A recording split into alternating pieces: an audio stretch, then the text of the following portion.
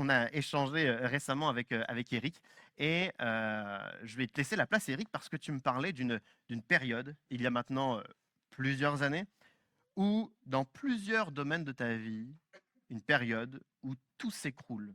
Est-ce que tu peux nous parler de cette période? Alors oui, en effet, je vais vous expliquer voilà ce qui s'est passé il y a plusieurs années, en effet. Euh, alors tout d'abord, je voudrais vous partager le fait que, il faut le savoir, c'est que pendant 20 années, j'ai fait ma vie, j'ai bâti ma vie, j'ai eu une vie de couple, j'ai eu des enfants, mais je l'ai bâti sans Jésus-Christ. Je l'avais mis de côté, je l'avais, je lui avais tourné le dos, je m'étais enfermé, je fermais les yeux, plus de Seigneur dans ma vie. Hmm. Et effectivement, après ces 20 années, tout s'est écroulé. Ma vie de couple a littéralement explosé. Euh, la vie de famille a explosé avec toutes les conséquences, tous les, comment dire, on dit les dommages collatéraux Hmm. d'une rupture. Ça a été un moment très très très difficile, d'autant qu'il fallait m'organiser entre le travail, entre mes enfants, parce que j'avais la garde de mes enfants, mes trois enfants, j'ai trois enfants. Et ça a été un moment très compliqué. Il y avait des conséquences aussi dans mon milieu professionnel, parce que forcément, j'étais plus véritablement moi-même. J'étais impacté par ce qui me touchait dans ma vie à titre personnel. Et, euh, et j'avais un patron voilà, qui avait vu cela et qui s'était dit Eric, là, il est affaibli. Et puis, comment dire, les responsabilités que je lui donnais, il est peut-être plus capable de les assumer. Et donc, il me mettait une pression terrible et Hmm. formidable tous les jours. Voilà, en m'expliquant que finalement, j'étais plus capable, mes responsabilités, mon rôle dans la société, il voulait vraiment me mettre de côté. J'ai su après qu'il avait déjà en vue quelqu'un pour me remplacer, et puis il me propose de partir sur Amiens. Et pour moi, le fait de partir sur Amiens, je le vivais vraiment comme une punition. Mais vraiment, il veut plus de moi, il me jette, voilà, il me met loin, il veut plus me voir. J'ai vraiment très très mal vécu. Hmm. Voilà. Et donc, à un moment, je prends conscience que toute ma vie s'est effondrée, toute ma vie s'est écroulée, que c'est très difficile. Euh, je suis véritablement dans le fond du trou, comme on dit, le trou noir. Et c'est à ce moment-là, je m'en souviens encore très très bien, que j'ai levé la voix et que j'ai crié au Seigneur. Hmm. Et ça, c'est la première étape. Je voudrais vous témoigner de mon expérience et je la résume un peu comme ça. C'est comment euh, Jésus-Christ est entré dans ma vie en plusieurs étapes, en 5 étapes. Comment moi, j'ai donné ma vie à Jésus-Christ en 5 étapes. Et le fait ce jour-là que, au fond du trou, je commence à crier au Seigneur, c'est la première étape. Hmm. C'est comme ça que tu as réagi? Est-ce que la vie s'écroule, la famille, le couple, le travail est ébranlé? Tu cries à Dieu? Est-ce que tu te demandes quelque chose? Qu'est-ce que tu lui dis? Qu'est-ce que tu fais? Alors oui, évidemment, je reviens donc à Dieu au bout de 20 ans. Rendez-vous compte, au bout de 20 ans, je me permets, moi, de m'adresser à Dieu et je crie vraiment à Dieu, mais je dis, mais Dieu, Dieu, qu'est-ce qui m'arrive? Viens me sauver, libère-moi, sors-moi de cette situation. Voilà. Et puis, euh, dans ce que je demandais au Seigneur, je lui ai demandé de me permettre de rencontrer une femme pour refaire ma vie. Et là, messieurs, je dresse la femme idéale pour moi au Seigneur, en quelque sorte. Je parle de traits de caractère, bien évidemment, et je dresse une liste au Seigneur. Seigneur, permets que je puisse rencontrer une femme qui est comme ça, comme ça. Je savais pertinemment de ce que je ne voulais plus, et j'avais toute une liste comme ça de traits de caractère que je demandais au Seigneur. Et, euh, et le Seigneur m'a répondu. Le Seigneur m'a répondu. J'ai rencontré Isabelle, Isabelle? que vous connaissez, donc qui est maintenant ma femme. Voilà. Mais ce que je voudrais ajouter à cela, c'est que quand je dresse ma petite liste là de caractères, euh, comment dire, entre 1 et 10, voilà, si j'avais un curseur à mettre, moi je l'avais mis, je sais pas, 4, 5, voilà, si elle est comme ça, je suis super content, quoi. Sauf que Dieu, maintenant je connais bien ma chérie, hein, a donné bien plus que moi ce que j'avais demandé. Moi, j'avais mis une échelle entre 1 et 10. Là, c'est 20 sur 10 sur tous les points. C'est au-delà de ce que j'espérais. Mais je vous assure, c'est incroyable. Dieu a donné bien au-delà de ce que moi, je lui avais demandé. Alors, merci Seigneur, parce que ça, il me l'a Hmm. donné. Voilà. Plus que ce que tu imaginais encore. Beaucoup plus que ce que j'imaginais, Hmm. effectivement. Hein, donc ça, c'est la première étape. Dieu a répondu à mon cri. Dieu a vraiment mis dans mon chemin donc, Isabelle. Est-ce que pour toi, à ce moment-là, c'est la révélation de dire j'ai prié, Dieu a répondu, effectivement, je dois m'accrocher à Dieu, c'est bon. C'est pour toi là, c'est bon? Eh bien non. Dieu a pourtant répondu, mais je ne donne pas ma vie à Christ. Et je continue mon chemin. Mais, alors certes, je commence à m'intéresser un petit peu à Dieu. Et voici la deuxième étape. C'est que un dimanche matin, euh, Isabelle, avec la délicatesse que tout le monde le reconnaît, me dit, moi je suis chrétienne, euh, je regarde de temps en temps les cultes sur Internet, est-ce que tu accepterais de regarder? Et ça, c'était pas dans ma liste, hein, que ma femme soit chrétienne. Je ne l'avais pas demandé ça. Mais ça, c'est le petit plus du Seigneur. Voilà. Et donc, on regarde le culte, et puis elle m'explique un petit peu les codes, parce que moi, je ne connaissais pas comment ça marchait. Donc, le culte, la louange, le parler en langue, heureusement qu'elle m'a expliqué. Et je regarde ça, et donc, cette première prédication qu'on regarde ensemble, c'était une prédication de La Porte Ouverte à Mulhouse, et c'était Samuel Peter Schmidt qui prêchait ce jour-là. Hmm. Et quand j'ai entendu ce message-là, euh, je me suis dit, mais moi, c'est comme ça que je voulais entendre parler de Dieu. Hmm. Je ne connaissais pas ça. Mais ça m'intéressait. Je dis, ouais, c'est excellent. C'est vraiment ce que j'attendais. Hein, donc, du coup, après ce message de Samuel Schmidt, après ce culte, j'ai commencé à m'intéresser à Dieu. On a regardé régulièrement les cultes le dimanche. Et je voudrais ajouter que, du coup, quand je m'intéressais à Dieu, à un moment donné, le papa d'Isabelle, un jour de Noël, m'offre une Bible, Hmm. version Louis II. Et je décide de lire la Bible du début jusqu'à la fin, donc de Wow. la Genèse jusqu'à l'Apocalypse. Je lis donc cette Bible, mais j'ai toujours pas donné mon cœur à Dieu. Très bien. Tu as plein de codes de chrétiens, tu regardes des cultes, tu lis la Bible, mais il n'y a pas encore cette ultime et Non, nécessaire démarche. D'accord. non. Voilà. Et donc, troisième étape, euh, comme je vous l'ai dit, donc on regarde régulièrement les cultes, la porte ouverte, et on regarde un culte. Je suis un peu ému parce que ça m'a touché. On était à trois, il y avait donc Isabelle, il y avait sa fille Annelise qui était là, et on regardait le culte. Et puis, vous le savez, à la porte ouverte, il y a souvent des paroles de connaissance. Et le pasteur Claude Créder prend le micro et il commence à parler. Donc il est inspiré par Dieu à ce moment-là et il dit. Et il dit, je vois, là, actuellement donc, de la couleur rouge, euh, rose, rouge, quelque chose comme ça. Alors, je jette un petit coup d'œil, la tapisserie était rouge. Ok, d'accord, très bien. Et puis, pour que ce soit bien plus précis, il me dit, et puis il y a aussi une autre couleur, je vois de la couleur verte. Voilà. Et puis, le deuxième mur était vert, Chez toi. chez moi, lorsqu'on regardait le culte. Là, je commence à sentir les trucs un peu arriver. Je dis, oula, il se passe quelque chose. Et puis, il continue et dit, voilà, ce message s'adresse à un homme et il subit depuis un petit moment une forte pression dans le milieu professionnel. Et Oh. il explique tout ce que j'étais en train de vivre dans le milieu professionnel, toute cette pression, le patron qui me harcelait tous les jours, machin, etc. Et il dit, voilà, le Seigneur veut te parler et le Seigneur va te libérer de cette situation. Oh, wow. C'était pour moi le message, à tel point que qu'Annelise, à un moment donné, dit à sa mère, elle me dit, maman, c'était pour Eric le Hmm. message. Ben oui, c'était C'est pour clair. moi. C'est C'était clair. très, très clair. Donc, le Seigneur m'a parlé donc, sur cette parole de connaissance.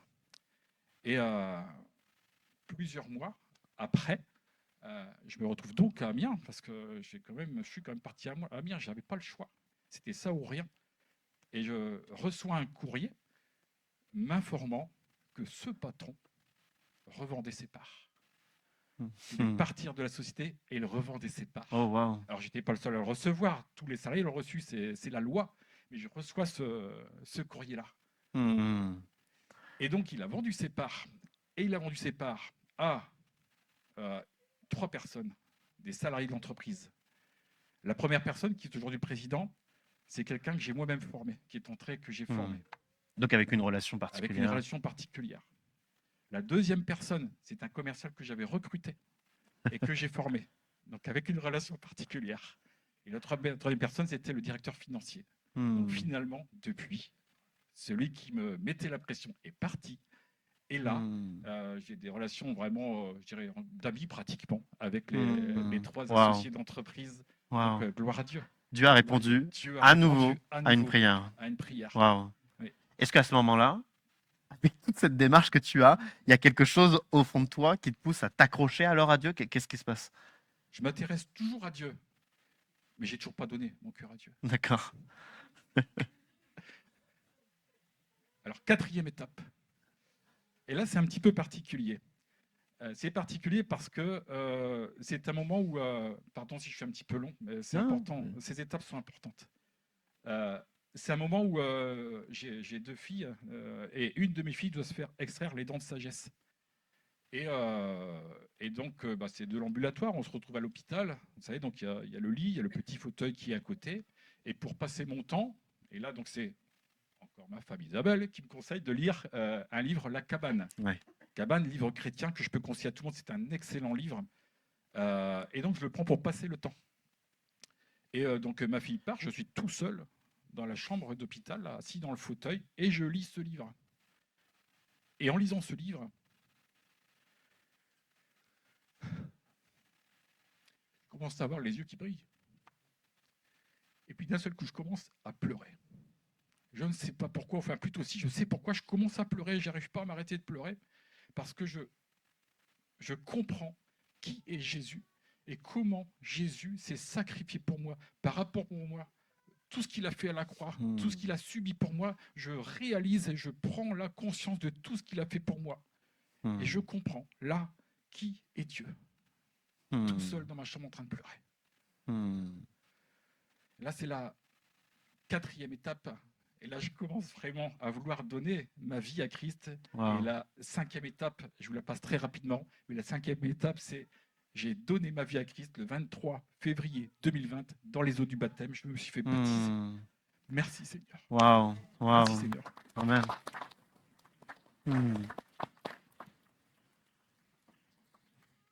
Ton témoignage est vraiment fort. Je pense qu'il parle à plusieurs. Est-ce que tu aurais, au travers de ce que tu as vécu, peut-être un conseil, une remarque, une proposition, un conseil à donner à quelqu'un? Alors, vous avez vu, j'avais quand même un cœur très endurci. Vous avez vu que j'ai tourné le dos, je vous ai expliqué comment j'ai tourné le dos au Seigneur pendant 20 ans, et malgré cela, le Seigneur est venu frapper à ma porte plusieurs fois. Et ce que je voudrais dire, c'est que s'il l'a fait pour moi, à combien plus forte raison, il peut le faire pour toi. Toi qui es ici pour la première fois, toi qui es venu ici pour la première fois, ou toi qui es ici aussi depuis plusieurs années, Jésus frappe encore à ta porte. Amen. Alors toi qui es ici pour la première fois, toi qui es venu ici parce qu'une personne t'a invité, et puis que tu es venu simplement pour lui faire plaisir. Toi qui es ici, par curiosité, tu es juste venu pour voir, tu t'es dit je vais venir, et puis je vais écouter, puis je vais repartir comme je suis venu. Toi qui es ici aussi parce que pour la première fois, parce que tu as un cri, comme moi j'ai eu. Tu veux crier au Seigneur. Tu veux appeler à secours le Seigneur. Tu as un cri à lui adresser. Eh bien, je veux te dire que toi aussi, tu es dans la première étape. À toi aussi, le Seigneur veut frapper à ton cœur. Ou que ce soit toi qui es dans l'église depuis plusieurs années. Tu es là et comme moi, tu as un cœur endurci. Tu n'es plus à la première étape, mais tu es peut-être à la 2e étape. Eh bien, toi aussi, le Seigneur veut frapper à ton cœur. Alors, ouvre ton cœur. Et donc, le conseil que j'aimerais donc vous donner à vous, soit toi qui es là pour la première fois ou soit toi qui es là depuis bien longtemps. N'attends pas les autres étapes. N'attends pas la troisième, ni la quatrième, ni la cinquième. Donne ton cœur tout de suite à Jésus-Christ, parce que c'est une perte de temps. Donne ton cœur à Jésus. Et Jésus va te répondre. Il va rentrer en toi. Il va te donner son amour. Il va te bénir. Il va répondre à ton cri. Alors n'attends pas et donne ton cœur à Dieu. Et Dieu ne t'abandonnera jamais. Jamais le Seigneur ne t'abandonnera. Amen. Amen. Amen. Merci Eric, merci, on peut l'encourager. Merci.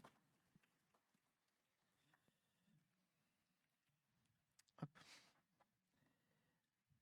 Le témoignage d'Eric est vraiment parlant. Sur cette façon où, année après année, on peut repousser certaines choses, où on reste endurci, on garde de la distance, et puis pourtant Dieu frappe encore et encore et encore, jusqu'à ce que nous osions ouvrir la porte de notre cœur.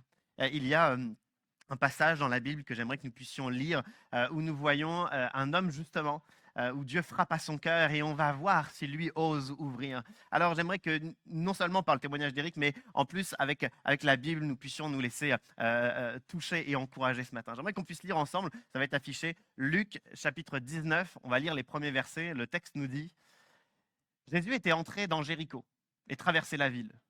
Or, un homme riche appelé Zachée, chef des collecteurs d'impôts, cherchait à voir qui était Jésus. Mais il n'y parvenait pas à cause de la foule, car il était de petite taille.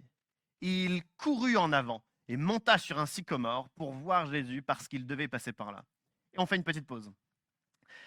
C'est l'époque où Jésus va de village en village, de ville en ville, et il annonce la bonne nouvelle, et il rencontre toutes sortes de personnes, et à ce moment-là, il passe à Jéricho, à la prochaine ville. Il passe par Jéricho et il y a Zachée qui aimerait bien à Jéricho rencontrer Jésus. Il aimerait bien le voir. Mais au moment où Jésus passe, il se rend compte qu'il y a une telle foule, et Zachée de taille plutôt modeste, donc il ne voit pas Jésus à cause de la foule. Il doit alors courir, il doit aller anticiper le chemin de Jésus, il s'arrête à un arbre, il grimpe et il est agrippé à une branche pour voir le passage de Jésus. Ce passage, je le trouve vraiment intéressant, mais il y a un contraste qui m'interpelle. Le texte nous dit que Zachée a envie de voir Jésus. Pourtant, Zachée, ce n'est pas le genre de profil qui a envie de voir Jésus. Zachée est le chef des collecteurs d'impôts. Les collecteurs d'impôts étaient des personnes qui collectaient d'impôts non pas pour les services publics en Judée, mais pour Rome. Rome a conquis la Judée. Et donc, tous les impôts qui sont récoltés, c'est pour Rome. Ainsi, les collecteurs d'impôts sont perçus comme des collaborateurs, comme des traîtres. Ils prennent l'argent pour les envoyer à Rome. Et donc, la plupart des collecteurs d'impôts étaient méprisés, discriminés à cause de leur fonction, perçus comme des traîtres. C'était même une insulte à l'époque. On pouvait insulter une personne de collecteur d'impôts. Et ça, c'est le métier de Zachée. Enfin, ils étaient aussi méprisés, non pas seulement à cause de leur fonction, mais à cause de la façon dont ils collectaient des impôts. La taxe était bien souvent exagérée afin qu'ils se prennent pour eux-mêmes une part, c'est-à-dire qu'ils volaient de l'argent.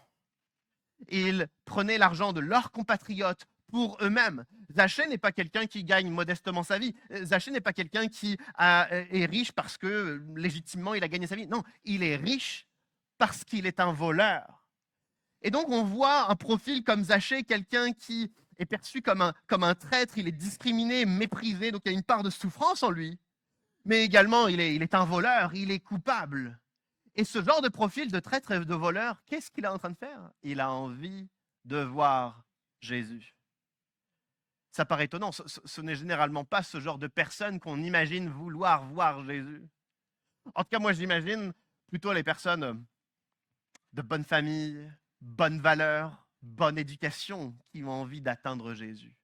Ce n'est pas du tout le cas de Zachée. Zachée est traître, Zachée est voleur et Zachée a envie de voir Jésus. Pourquoi? En fait, parce que Zachée a entendu la réputation de Jésus. Jésus a une réputation à cette époque.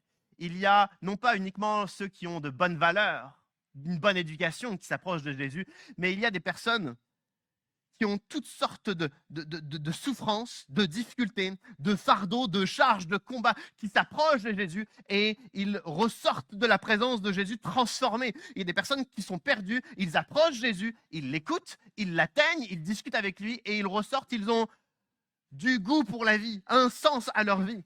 Il y a des personnes qui sont malades, qui s'approchent de Jésus, ils repartent, ils sont guéris. Il y a des personnes qui sont tourmentées, ils s'approchent de Jésus, ils sont libérés. Il y a des personnes qui sont enchaînées par les pressions du quotidien, ils s'approchent de Jésus et ils sont libérés. Et alors, il y a une réputation de Jésus qui se forme. Cette réputation qu'il y a un avant et un après Jésus. Et toutes les fois où Jésus arrive dans la ville, sa réputation est déjà là. Et il y a des foules de personnes qui veulent le toucher, le voir, l'entendre, discuter avec lui parce qu'ils veulent que leur vie change. Alors, pourquoi est-ce que Zachée a envie de voir Jésus?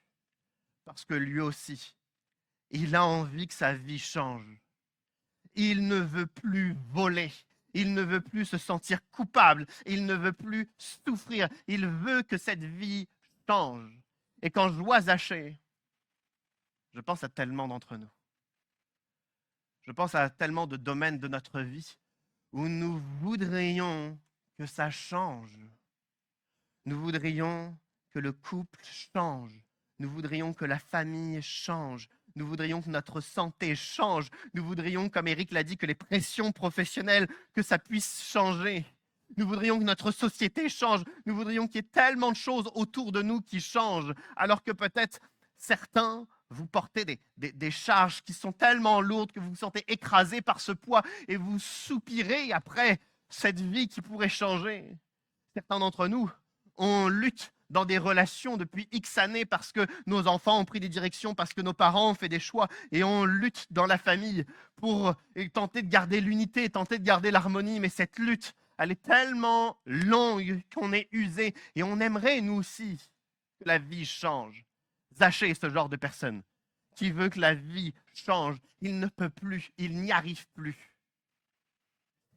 Zachée a tellement envie que sa vie change qu'il, Jésus passe, il s'approche. Malheureusement pour lui, il est trop petit, il ne peut pas voir Jésus. Il y a la foule qui est là. Et j'avoue que je serais à la place de Zachée. Je serais peut-être déçu de ne pas pouvoir voir Jésus. On essaierait une fois, deux fois, trois fois, on n'y arrive pas. Ben, tu fais demi-tour et tu rentres chez toi. Je veux dire, je sais que quelquefois, je crois que c'est le troisième ou quatrième samedi dimanche de septembre, il y a une foire à tout juste à côté sur le parking. Et certains en tournent en rond une fois, deux fois, trois fois parce qu'on ne trouve pas de place de parking. Puis au bout d'un moment, on rentre parce qu'on n'arrive pas à se garer, donc on rentre chez soi. Zachée essaye de voir Jésus, il n'y arrive pas, il devrait rentrer chez soi. Mais il ne le fait pas. Le texte nous dit qu'il va courir et grimper sur un sycomore. En plus, sa course, elle doit être un peu honteuse parce qu'à l'époque, la plupart des personnes ont des tuniques, ont des robes, et particulièrement les hommes riches. Donc, il faut imaginer qu'il est là en train de remonter sa tunique et puis ensuite qu'il est en train de courir dans les rues de Jéricho alors que c'est le chef des collecteurs d'impôts. Donc, tout le monde le connaît, tout le monde le méprise et donc on voit le Zachée qu'on méprise tous en train de courir, en train de porter sa robe comme ça dans les rues de Jéricho. C'est ridicule, c'est ridicule. Qu'est-ce qu'il fait? Il s'arrête à un arbre, il escalade un arbre, il est pendu à une branche puis il attend le passage de Jésus. Il accepte cette situation tellement honteuse. Pourquoi cette détermination? Pourquoi cette détermination à vouloir voir Jésus? En fait, si la foule lui cache la vue et qu'il rentre chez lui, c'est pour faire quoi? Qu'est-ce qu'il va faire? Est-ce que son travail, ses enfants, sa femme, sa famille, sa richesse, est-ce que tout ce qui est derrière lui, est-ce que ça va changer quelque chose à sa souffrance? Est-ce que ça va changer quelque chose à son habitude de voler? Est-ce que ça va changer quelque chose à sa culpabilité? Peut-être qu'il a essayé. Après tout, il a de l'argent, il a dû essayer 1000 choses pour tenter de camoufler sa souffrance intérieure, mais ça ne fonctionne pas. Il a tenté certainement 1000 choses avec femmes, enfants, famille, divertissement. Il pourrait même déménager, il pourrait changer de vie, il pourrait arrêter son travail, mais au final, il ne le fait pas. Quand il voit qu'il ne peut pas atteindre Jésus, il n'y a pas de plan B derrière. Je ne peux pas atteindre Jésus, alors on va partir dans une course folle parce qu'il n'y a pas d'autre solution. Il n'y a pas de plan B. Et je sais que de ne pas avoir de solution, c'est quelque chose qui résonne dans beaucoup d'esprits. Pour certains d'entre nous, on est dans de telles situations que depuis bien longtemps, on l'a verbalisé, on a dit, il n'y a pas de solution. On ne sait pas ce qu'on va faire, on ne sait pas ce qu'on va dire, on ne sait pas vers qui on va aller, on ne sait pas vers qui on va se tourner. Parce qu'au final, le banquier, l'assureur, le spécialiste, le médecin, ils n'ont pas de solution. Et au final, j'ai changé d'épouse une fois, puis bon, finalement une deuxième fois, puis finalement la troisième, puis finalement après 3 épouses, il y a toujours la même souffrance. Alors, c'est même pas un énième changement qui va changer quoi que ce soit. Alors, j'ai déménagé une fois, j'ai changé de région, puis j'ai changé de ville, et puis j'ai déménagé encore. Et finalement, malgré tous ces déménagements, la souffrance est déjà là. Alors, au final, on va changer de travail, on va changer d'habitude, on va trouver une nouvelle philosophie de vie, un nouveau sport, une nouvelle activité. Et finalement, même avec ces nouvelles choses, les défis, les luttes, les traumas, les blessures, c'est toujours là. Et donc, je crois qu'à un moment donné, on arrive à la même conclusion que Zachée. Pas de solution derrière. Alors, je crois qu'on n'a pas le choix que de remonter la tunique, de courir, de s'accrocher aux prochaines armes, parce que on est déterminé à trouver une autre solution. Et j'aimerais que chacun d'entre nous, nous puissions à nouveau prendre conscience que lorsque ici-bas, il n'y a aucune solution, après avoir tout essayé, après avoir essayé de tout remplacer, de tout transformer, si ça n'a toujours pas changé, pour moi, un immense bonheur que de dire il y a encore une solution. Soyons déterminés à la trouver. Zachée était déterminé à la trouver, et c'était Jésus. Le passage qu'on lit se poursuit alors que Zachée, pendu à une branche d'un sycomore, il attend le passage de Jésus. Le texte nous dit, toujours dans Luc chapitre 19, le texte dit, lorsque Jésus fut arrivé à cet endroit, il leva les yeux, le vit et lui dit, Zachée, dépêche-toi de descendre, car il faut que je m'arrête aujourd'hui chez toi. Zachée s'empressa de descendre et l'accueillit avec joie. En voyant cela, tous murmuraient en disant « Il est allé loger chez un homme pécheur ». Jésus fait son petit chemin dans Jéricho et puis il arrive à l'endroit du sycomore. Il lève la tête, il lève les yeux, il voit Zachée. Je trouve ça tellement touchant parce que tous les habitants de Jéricho qui voient Zachée, c'est pour le mépriser, le voleur et le traître. Jésus voit Zachée et il lui dit « Je dois m'arrêter chez toi aujourd'hui ». Il n'y a pas de jugement. Il n'y a pas de jugement. C'est juste un plaisir d'aller chez toi, d'être ensemble. Je lis ça et en même temps, le pasteur que je suis a un petit pincement au cœur parce que vraiment, Jésus aurait dû nuancer son invitation. Jésus aurait dû dire Zachée, j'aimerais aller chez toi, simplement avant, rends l'argent. Rends l'argent à tout le monde. Je veux dire, tu es juste un voleur, tout le monde le sait. Rends l'argent et après j'irai chez toi. On passera un bon moment, mais rends l'argent d'abord. Jésus aurait dû dire vends ta maison, symbole de ta richesse, et après j'irai chez toi, là où tu habiteras. Jésus aurait dû dire change de métier. Jésus aurait dû dire confesse devant tout le monde. Jésus aurait dû dire fais une demande de pardon public et après j'irai chez toi. Ça, c'est mon intention en tant que pasteur. On devrait dire ce genre de choses. L'Église, la religion chrétienne devrait dire ce genre de choses. Et pourtant, ce n'est pas ce que Jésus fait. Jésus, sans aucune condition, lui propose d'aller chez lui. Ça m'étonne parce que Jésus est entouré d'une foule de personnes et Jésus n'a pas dit à la personne à sa droite « j'aimerais aller chez toi » ou à la personne à sa gauche « j'aimerais aller chez toi ». Pourtant, Jésus aurait pu dire ça à toutes les personnes autour de lui. Il a choisi de le dire à Zachée. Pourtant, Zachée, ce n'est pas le meilleur. Il y a certainement tout autour de Jésus des personnes qui ont des meilleures valeurs humaines, bien plus agréables, sympathiques, peut-être un peu plus intègres autour de lui. Et pourtant, Jésus ne va pas aller chez eux, il va aller chez Zachée. Parce que Jésus ne cherche pas à aller chez ceux qui ont de bonnes valeurs, mais chez ceux qui sont sincères. La détermination de Zachée à courir, escalader l'arbre, rester pendu à l'arbre jusqu'à ce que Jésus passe, ça dépeint une sincérité à vouloir, quoi qu'il arrive, rencontrer Jésus. Et sur cette sincérité, Jésus l'invite. Soyons ensemble, passons un temps ensemble, je dois m'arrêter aujourd'hui chez toi. Il est possible quelquefois que nous ne nous sentions pas à la hauteur, parce qu'on ne prie pas 2 heures par jour tous les matins, parce qu'on n'a pas une connaissance parfaite de la Bible, parce qu'on manque d'intégrité dans certains domaines, parce qu'on est dans des situations d'abandon, parce qu'on n'est pas à la hauteur dans certaines luttes, parce qu'il y a certaines hontes que l'on cache, parce qu'il y a des pensées qui sont bien obscures, parce qu'on ouvre la porte quelquefois à la tentation. Mais ce n'est pas à cause de tout ça que nous sommes disqualifiés de rencontrer Jésus. Au-delà de tout ça, ce que Jésus attend, c'est un cœur ouvert. Un cœur ouvert. Un cœur ouvert. Et j'apprécie tellement la façon dont Zachée répond. Zachée l'accueille avec joie. Il l'accueille chez lui. Avec Joséphine, on accueille régulièrement des amis, la famille, certains d'entre vous chez nous. Et clairement, quand on prend une date, quand on réserve une date sur l'agenda, on est très heureux de le faire. Mais les 24 heures avant sont terribles parce que depuis qu'on a des enfants, notre maison, elle n'est plus jamais rangée. Voilà, elle n'a jamais été rangée une seule fois. Déjà parce que par terre, c'est un océan de jouets, de Lego, de Playmobil, tout ce que vous voulez. Parce que clairement, le linge, on a 1 mois de retard. Voilà, je me confesse clairement. Il trône dans notre salon, le linge. La cuisine, c'est une montagne. Et donc, 24 heures avant de vous recevoir, qu'est-ce qu'on fait? On fait un tas. On le prend, on monte l'escalier. Je suis content, Joséphine est partie à côté, je ne sais pas si elle m'entend. Elle se cache peut-être. On monte l'escalier, on ouvre la première pièce, c'est-à-dire la chambre de Jeanne, et on pose ça. Voilà, on pose ça sur le côté.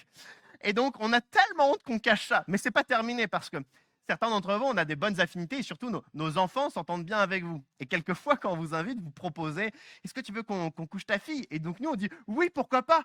Et là, on prend conscience qu'on a dit oui. C'est-à-dire qu'ils vont entrer dans la chambre de Jeanne, ils vont voir la montagne. Et donc, on a tellement honte, on se sent mal. Donc, attends, on va monter avec toi. Vas-y, on va monter avec toi. On n'en peut plus. Zachée est riche. Il a une maison de riche, il a une décoration de riche, il a une quantité de serviteurs de riches. Il n'est pas riche légalement. Il est riche parce qu'il a volé, parce qu'il a détruit des vies. Et il va accueillir Jésus dans sa maison. Il devrait accueillir Jésus dans la honte. Il ne l'accueille pas dans la honte. Le texte nous dit qu'il l'accueille dans la joie. En fait, qui que ce soit qui irait chez Zachée, Zachée aurait pu sentir de la honte, mais pas pour accueillir Jésus. Quand Zachée accueille Jésus, il l'accueille avec joie parce qu'il sait 2 choses. Non seulement Jésus ne va pas le juger, Jésus ne va pas le mépriser, mais deuxièmement, tout ce que Jésus pourrait dire ou faire, ça va être pour changer la situation.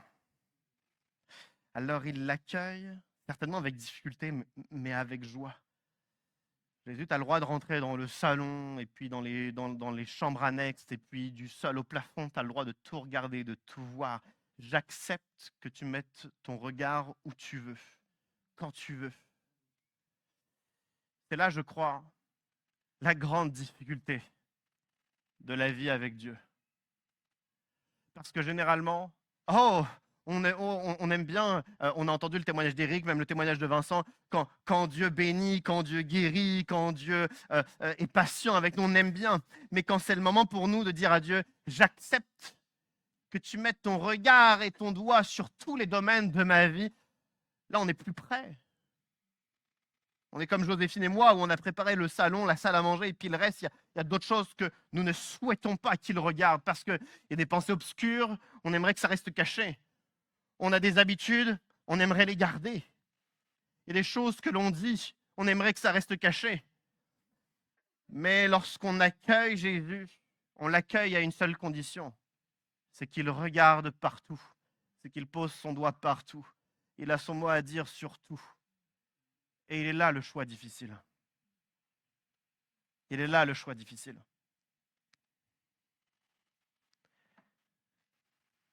Es-tu prêt à tout dire?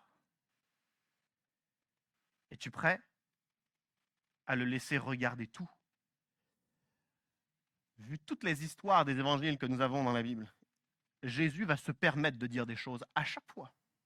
Il va donner son avis à chaque fois. sommes-nous prêts à laisser Jésus entrer dans tous les domaines de notre vie? Parce qu'à l'instant où il va rentrer dans les parties plus obscures, il va donner son avis et ce sera à nous de le suivre ou de ne pas le suivre. Ce sera à nous de dire effectivement, tu as raison, je ne devrais plus regarder ça. Effectivement, tu as raison. Mon état d'esprit est destructeur pour la famille. Effectivement, tu as raison, c'est une dépendance et j'aurais dû arrêter cela depuis bien longtemps. Effectivement, tout ce qui sort de ma bouche, c'est juste toxique. Effectivement, on aurait dû se réveiller dans notre famille depuis bien longtemps. Et je crois que Jésus a son mot à dire surtout, mais allons-nous accepter qu'il aille dans tous les domaines, qu'il dise ce qu'il a envie de dire? C'est là la difficulté. Mais Zachée le fait. Il y a une dernière partie à cette histoire, mais juste avant, je fais une petite parenthèse. Le dernier verset qu'on a lu nous dit « Tous murmuraient, Jésus est allé loger chez un homme pécheur. » Je trouve ça, nous on est lecteurs extérieurs, je trouve ça ridicule, je trouve ça puéril.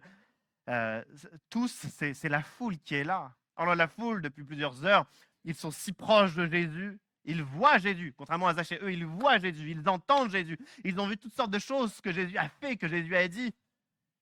Et pourtant, quand Jésus entre chez Zachée, ah ben là, la foule, si elle pouvait disqualifier Zachée, et puis même si on pouvait disqualifier Jésus en même temps, ça serait bien. Et donc la foule murmure. En fait, cette foule me fait penser à la religion chrétienne. Officiellement, le système, la religion, l'institution, officiellement, cette religion chrétienne, elle est si proche de Jésus. Elle a vu tellement de choses de Jésus, elle connaît tellement de choses de Jésus. Si souvent, elle est pertinente, mais quelquefois, comme pour Zachée, elle est méprisante, elle est blessante, elle est fautive. Et quelquefois, nous le sommes. Et certains d'entre nous, il y a des années, on a été blessés, on a été marqués, on a été rejetés, on a été écrasés par un prêtre, par un pasteur, par une église, dans une paroisse, peu importe. Et il est possible qu'il y ait eu un amalgame entre la religion chrétienne et Dieu. J'aimerais dire qu'il n'y a pas d'amalgame à faire. Même si la religion tente d'être aussi proche possible de Dieu, elle n'est pas Dieu. Et toute blessure, et tout rejet, et tout trauma que nous portons, Jésus n'est pas indifférent à cela. Toutes les fois où Jésus discutait avec des religieux, il a été tellement dur avec eux. Et toutes les fois où Jésus discutait avec ceux qui sont censés être au bénéfice des religieux, il a été une source de consolation, d'amour, de pardon, comme il veut l'être pour chacun d'entre nous aussi. Je referme la parenthèse. Alors que Zachée accueille Jésus dans sa maison avec joie, voici comment se termine le passage. Toujours Luc chapitre 19. Mais Zachée, se tenant devant le Seigneur, lui dit « Seigneur, je donne aux pauvres la moitié de mes biens. Et si j'ai causé du tort à quelqu'un, je lui rends le quadruple. » Alors Jésus dit à son propos « Le salut est entré aujourd'hui dans cette maison, parce que lui aussi est un fils d'Abraham. En effet, le Fils de l'homme, un autre nom de Jésus, le Fils de l'homme est venu chercher et sauver ceux qui étaient perdus. » Je demande à l'équipe de louange de s'approcher. J'aime beaucoup ce moment parce que Zachée commence à se justifier. Il se présente un peu plus à Jésus et il dit je donne la moitié de mes biens aux pauvres et si j'ai fait du tort à quelqu'un, je lui rends le quadruple. Qui est-ce qui donne la moitié de ses biens aux pauvres? Qui est-ce qui rend 4 fois plus lorsqu'il fait du tort? Waouh! Je trouve que Zachée a une ambition qui dépasse nos plus grands élans de générosité. On peut être honnête un instant, il rend 4 fois plus. Il donne la moitié de ses biens aux autres. En fait, il est en train de présenter ses fraîches résolutions à Jésus. Peut-être qu'il fait ça depuis quelques semaines, peut-être quelques mois, peut-être quelques années, on ne le sait pas, mais c'est des nouvelles résolutions qu'il porte justement parce qu'il essaye de sortir de sa souffrance. Pourtant, au début de notre passage, on voyait Zachée en train de courir pour aller voir Jésus. Parce que peu importe les résolutions qu'il a tenté de mettre en place, ça n'a pas eu d'effet profond. Ça n'a pas guéri grand-chose. Ça n'a pas enlevé sa souffrance, ça n'a pas enlevé sa culpabilité. Ça ne l'a même peut-être pas empêché de voler. En fait, ça n'a pas changé sa vie. que de tenter de bénir les pauvres et de rendre au quadruple. Parce que malgré toutes ces résolutions, il est toujours en train de courir après quelque chose. Alors combien d'entre nous, face aux défis que nous portons, on tente de toutes nos forces de faire mieux? On essaye de passer 36 coups de téléphone pour améliorer la situation. On va voir 36 spécialistes pour tenter d'améliorer la situation. On va changer encore et encore et encore de travail pour améliorer la situation. Mais Zachée l'a compris. Peu importe les résolutions que nous portons, il y a quelque chose au fond de nous qui reste totalement vide. Jusqu'à ce que Jésus entre chez lui pour lui dire: le salut est aujourd'hui entré dans ta maison, car toi aussi, tu es un fils d'Abraham. Fils d'Abraham. Pour lui, ça l'interpelle. Pour nous, peut-être pas, parce qu'on n'est pas juifs d'il y a 2000 ans. Mais pour lui, ça le parle. Abraham est un des patriarches d'Israël, un des patriarches de Zachée, un Judéen, un fils d'Israël. Et quand Jésus lui dit fils d'Abraham, c'est comme si Jésus lui dit: tu fais partie de la famille, tu es encore dans la famille, même si tu as trahi, même si tu es coupable, même si tu as détruit des vies. À partir de maintenant, tu es à nouveau membre de la famille, tu es un fils d'Abraham. Jésus est en train de le réhabiliter publiquement, mais il fait beaucoup plus que ça. Il est en train de le pardonner intérieurement. En fait,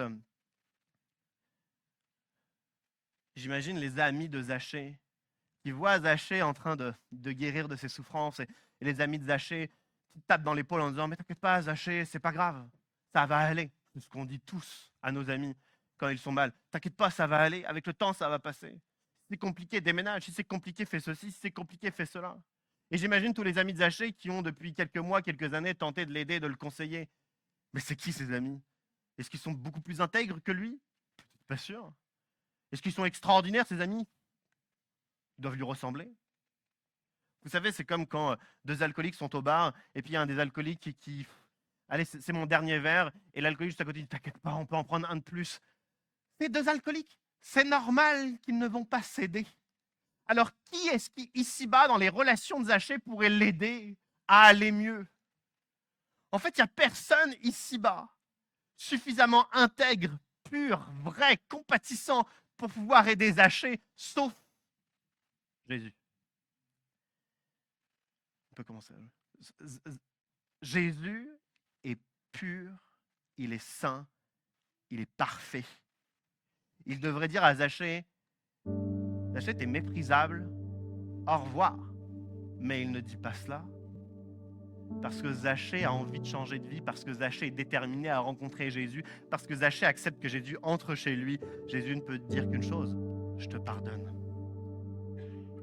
Je te pardonne. Le pardon de Jésus est tellement plus puissant que le pardon de qui que ce soit autour de Zachée. J'aimerais que nous puissions prendre conscience que le pardon de Jésus sur notre vie est beaucoup plus puissant que ce que ton mari pourrait te dire. Bon, on apprécie quand les maris demandent pardon ou qu'ils pardonnent, mais le pardon de Jésus est encore plus puissant. Encore plus puissant que le patron d'Éric, quand Éric apprend que le patron s'en va. Mais le pardon de Jésus est encore plus puissant que cette bonne nouvelle.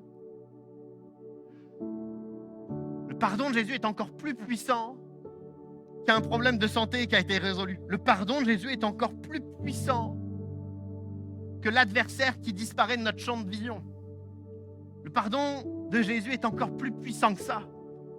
Parce que Jésus est quelqu'un de parfait, pur, saint, qui ne peut pas tenir normalement face à nous, qui ne le sommes pas, et pourtant il est avec nous. Et pourtant il nous dit: je te pardonne. Toi qui as accepté que j'entre dans ta vie, je te pardonne. Le pardon de Jésus est alors pour Zachée une puissante libération. Pour celui qui n'a eu de cesse que de sentir le poids de la discrimination. Le pardon de Jésus est puissant pour lui qui a tellement volé pendant tellement d'années. Le pardon vient tout libérer à ce moment-là. Le pardon vient guérir tout ce qu'il a besoin de guérir. Le pardon permet à... ça, je trouve ça extraordinaire. Le pardon permet à Zachée, qui n'existe que comme un voleur, d'être capable d'imaginer une vie différente. Combien d'entre nous, on a une identité obscurcis par nos fautes, obscurcis par nos blessures. On n'est pas capable d'imaginer une autre vie. Alors quelquefois on prie pour ça, on espère en cela, on espère quelque chose de différent, mais on n'est pas capable de l'imaginer. Lorsque Jésus vient nous pardonner à ce moment-là, cette puissance de délivrance permet que nous soyons capables d'imaginer autre chose.